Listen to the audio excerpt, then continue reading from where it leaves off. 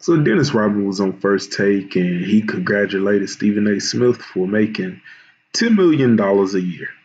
And Stephen A. Smith denied it, which he should have. It's a smart thing to do. You don't want everybody in your pockets.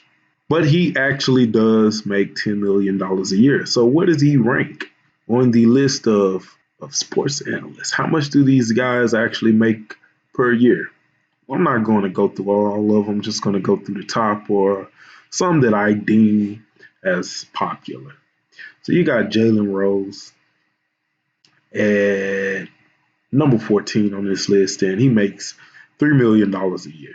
Now, Jalen Rose is making a top list on everything. I mean, this guy has been on the Fab Five, chasing championships. He got scored 81 points on in the NBA game, which is crazy. Not too many people have gotten scored 81 something points on before. And of course, he has managed to stay relevant by continuing to beef with his former teammate Chris Webber. And he keeps bringing up Chris Webber's name in the news because that's all he has to live by, because he doesn't have the NBA career that Chris Webber has had. And yes, Chris Webber is and will be a NBA Hall of Famer. Next on the list at 13 is Scott Van Pelt at $4 million a year. Going to go to number 12 with Michael Strahan making $4 million a year. He got a little side hustle with Good Morning America also, but he still does his Fox NFL Sunday gig. At number 11, you got Chris Berman at $5 million a year. At number 10, you got Howie Long at $4 million a year. At number 9, you got Michelle Beadle, the highest paid female sports analyst, at $5 million a year. Now, Michelle Beadle started out on the show along with Jalen Rose and Greenberg on Get Up. She left, went to NBC to take a bigger contract. That only lasted for a few months, and she went right back over to ESPN. Now, she was making $5 million on Get Up also per year. So she's been top paid in the game for a while. Rachel Nichols, however, only makes about $1.5 million a year, and I say only as if I make that kind of money and I don't come nowhere close to it. But she's not up there with her counter female ESPN partner. Maybe one day she will. She's on the show The Jump with Tracy McGrady, who I think he makes probably about $1 million a year. Paul Pierce and Chauncey Billups and a few others have been on that show. Michael and her. She has a lot of guest characters. Next, you got Mike Golick at $5 million a year. Next, you have Skip Bayless, who left ESPN and went over to Fox. And Skip Bayless makes about $6 million a year.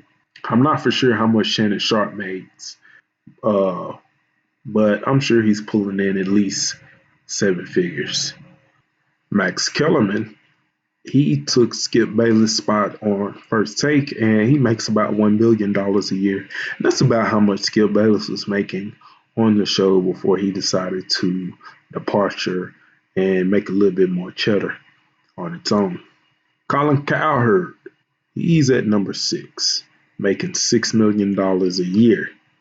And I'm shocked because I do not like his show, The Herd. He's very biased, but most sports analysts are.